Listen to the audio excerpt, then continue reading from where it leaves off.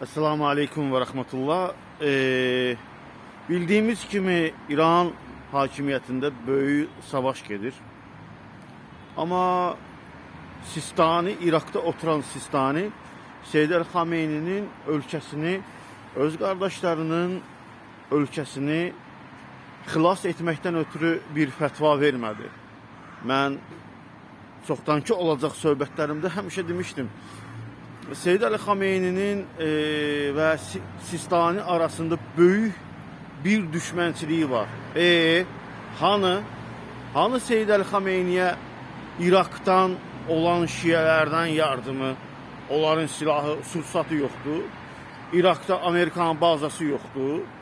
İran Ərəb ölkələrində olan Amerikaya məxsus olacaq bazaları vurur. Elhamdülillah. Amma Sistani'nin əlində ordu olaraq, silahlı ordu olaraq İraqın içərisində olacaq Amerikan bazasına saldırı yapmır. Sistani'ye təqlid edənlər artıq ayılsın ki, xəyanətkar olacaq. Xəyanətkar olacaq. Sistani də xəyanətkardır. Əgər Sistani xəyanətkar olmasaydı, Seyyid el-Xameyni'yə yardım edərdi. İran hakimiyyətinə yardım edərdi. İrandakı olan şiələrə yardım eləyərdi. Ey Sistani'ni təqlid edənlər, ey Sistani'nin dalınca gedənlər, ey Seyyid el-Xameyni'nin dalınca gedənlər, bu sizin üçün böyük bir dəlil deyilmi ki, Sistani satılmışdı Papaya? Papa ora elə-belə gəlmirdi. Sistani'ye papalıq eləməyə gəlirdi.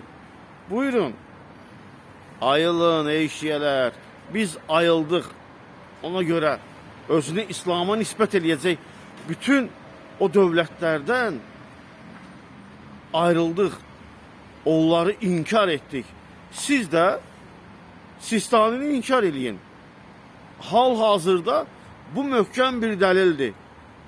Nə xeyir ki, bunu tutsaz, nə gözəl.